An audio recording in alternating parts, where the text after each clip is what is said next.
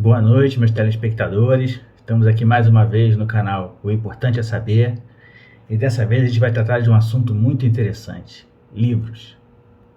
Como todo mundo sabe, é final do ano chegando, o Natal tá aí, as pessoas trocam presentes, amigos ocultos, e mesmo num momento tão difícil quanto esse de pandemia, a gente tem esse hábito e esse hábito ele não se apaga por conta disso tudo.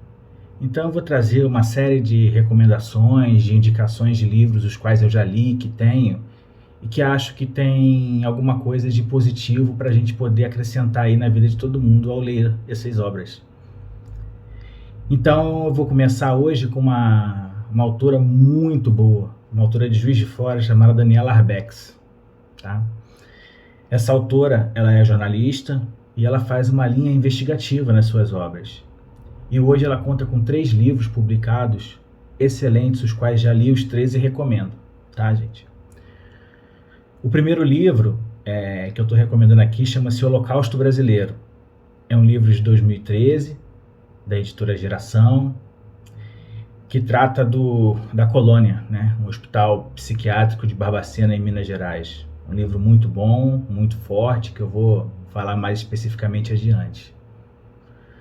A segunda obra dela que eu também vou tratar à frente é o Cova 312, já é um livro de 2015, pela mesma editora, e que trata de uma investigação de um desaparecimento de um preso político, né? Na época da ditadura militar, que ele vinha a ser torturado, morto, né? Os laudos apontavam um suicídio, enfim.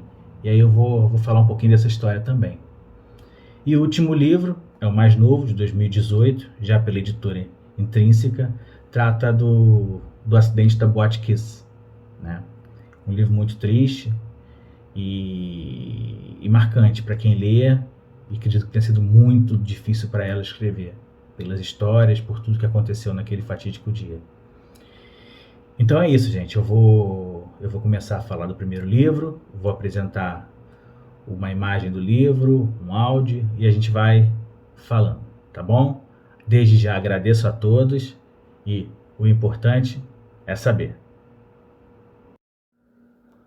Então, gente, dando continuidade aí ao nosso vídeo, vamos apresentar aí a primeira obra da autora, né? O livro chamado Holocausto Brasileiro. Um livro de 2013 que vai contar a fundo a história, né, do Hospício de Barbacena, também conhecido como Colônia. Uma unidade hospitalar fundada em 1903 e que tinha a sua capacidade inicial para 200 leitos, né? Ou seja, 200 pessoas internadas em caráter permanente. Em 1930 a gente tem no Brasil o surgimento do Estado Novo, de Vargas, e esse hospital, né, passa a ser o maior hospício do país. No entanto, seu auge em 1961, quando a gente observa aí uma quantidade de internos de 5.000 pessoas. Ou seja, o hospital, que se torna um hospício, passa a trabalhar com a sua capacidade máxima. O livro vai explorar uma série de eventos, né, destacando aí os 60.000 óbitos ocorridos dentro de seus muros. Uma história muito triste, sendo que muitos desses mortos sequer a família tinha conhecimento, as pessoas eram largadas. 70% dos internos não eram doentes mentais, ou seja, não eram pessoas que se justificavam estar ali. Tratava-se na sua maioria de epiléticos, alcoólatras, homossexuais ou prostitutas. Ou seja, o hospital era uma forma da família afastar da sua convivência aquela pessoa que não era bem vista pela sociedade ou que trazia muitos problemas. E até mesmo pela sua distância, né? Era um hospício localizado numa cidade do interior de Minas, né? Uma cidade, na época, muito pequena, difícil acesso, ou seja, a maioria das vezes por trem. Então, fatalmente, a pessoa nunca mais veria aquele parente ou aquele amigo, aquela pessoa que lá dentro estivesse, né?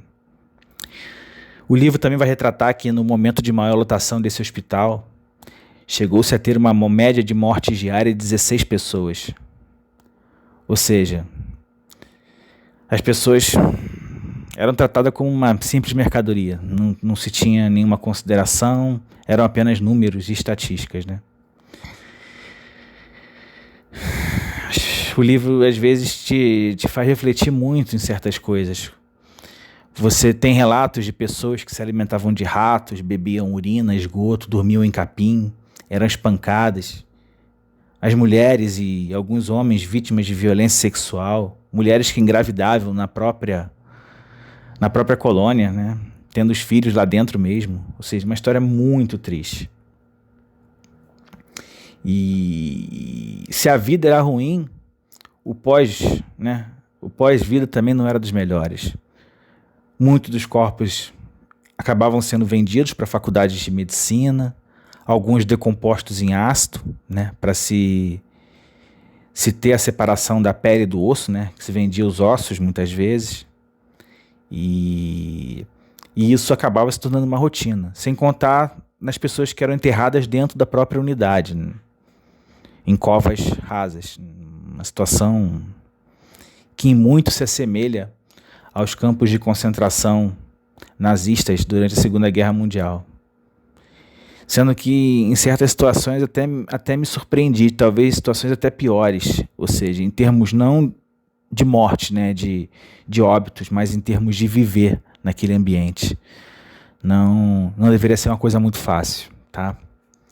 O livro também faz referência, né, à expressão trem de doido, né? É uma expressão muito conhecida em Minas e que a autora vai explicar, né, que após a década de 20, imigrantes miseráveis vindo principalmente do norte, do nordeste de Minas, né, chegam à cidade de Montes Claros, já mais para o centro de Minas Gerais. E ali passam a ocupar as ruas, né, ser moradores de rua, sem qualquer condição mínima de higiene, de comida. E muitas vezes essas pessoas eram mantidas nas próprias delegacias da cidade até que se conseguisse algum abrigo provisório, alguma situação do tipo. Mas aí, quando a ferrovia fica pronta, né, Minas Gerais ela tem uma grande quantidade de rodovias cortando o estado, né? E em 1930, o trem chega então a Barbacena e ao hospital, né? Colônia de Barbacena, passando a ser o principal meio de transporte das famílias para levarem ao Estado para levar os pobres e a família para levar as pessoas que, de algum modo, não tinham condições de viver em sociedade, ou por uma opção sexual, ou por uma doença qualquer, ou por um hábito de alcoolismo, de usuário de drogas, enfim. Qualquer coisa que fizesse a pessoa sair de um padrão, ela era levada para essa colônia. O livro também vai contar muito da matéria da revista Cruzeiro de 1979, né, chamada de A Sucursal do Inferno. Ou seja, a gente tem uma obra belíssima publicada na revista, né, com um título tão forte. E mesmo assim a gente vê que muitas coisas não pararam de acontecer. Somente com o tempo, lá para meados da década de 80, com o fim da ditadura, com o processo de redemocratização do Brasil, é que as condições começam a melhorar. Tá? Então, assim, esse livro é muito forte, mas é um livro muito bom, muito bem escrito. A gente tem um grande número de fotografias e também tem histórias interessantes de pessoas que viveram lá, na unidade, mas que depois saíram e têm a sua vida aqui fora, são chefes de família, alguns servidores públicos, enfim, é muito interessante. É um livro que eu recomendo a todos e, dentre as obras da autora, é uma ótima pedida para o Natal. Bom, gente, vamos dando continuidade aqui, né, nesse segundo livro. Vamos tratar agora do Cova 312. É um livro de 2015, ainda editado pela Geração Editora, e também é uma reportagem investigativa. Vai contar a história de um suposto suicídio, né, ocorrido durante a ditadura militar, de um jovem militante político e que acabou por morrer, né, dentro das dependências das Forças Armadas. Esse militante tem nome, é o guerrilheiro gaúcho Milton Soares de Castro, né, que vem a óbito em 1967 na penitenciária de Linhares, em Juiz de Fora. Milton, que, conforme a autora muito bem descreve, né, ele reage, né, às ofensas verbais de um oficial do presídio. E após isso ele é recolhido, agredido e morto. Naquela época as Forças Armadas tinham era usual, né, pelas Forças Armadas informar que aquilo ali tratava-se de um suicídio, né? E o laudo, enfim, é emitido pelo legista como suicídio, né? E aí ela vai começar a investigar situações muito interessantes, porque o falecido guerrilheiro, ele tinha 1,80 m e consta no laudo que ele utiliza uma estrutura de 1,20 m para se enforcar, de altura, com uma fita de 30 centímetros, ou seja, ele não conseguia sair do chão para se enforcar, ou seja, uma situação completamente esdrúxula, para não dizer mentirosa, né? A autora, com seu senso de reportagem muito bom, ela começa a investigar, ela descobre que o médico legista que assinou o atestado de óbito não estava de plantão no pronto-socorro de Juiz de Fora, no dia do evento fatídico, né? Ela entrevista, inclusive, o neto do médico responsável pelo laudo, já que o médico hoje não se encontra vivo, no momento do livro, né, em 2015, mas ela vai até o neto, que sabe da história, e diz para ela que ele apenas foi obrigado a assinar. E vasculhando a documentação, vasculhando tudo, ela descobre aonde foi, enfim, enterrado o corpo do guerrilheiro Milton, né? Que se encontra ainda hoje no cemitério municipal de Juiz de Fora, sobre a cova 312. Cova esta que dá nome ao livro. O livro é muito bom, é muito interessante, é um tema sempre atual. Eu tenho outras obras também que eu vou falar com vocês.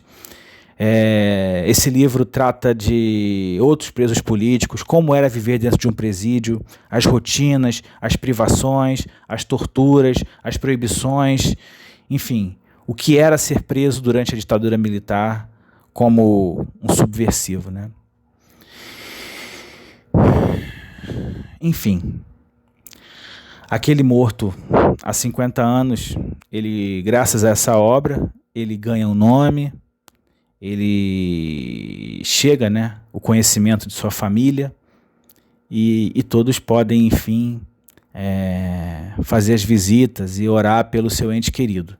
É um livro também muito forte, tem algumas imagens dos processos investigativos que ela fez durante alguns anos, né, porque não é uma obra curta e não é uma obra que você consegue fazer rapidamente. Tem uma série de pesquisas, a autora é muito meticulosa, enfim, é um excelente livro que eu também recomendo demais, tá?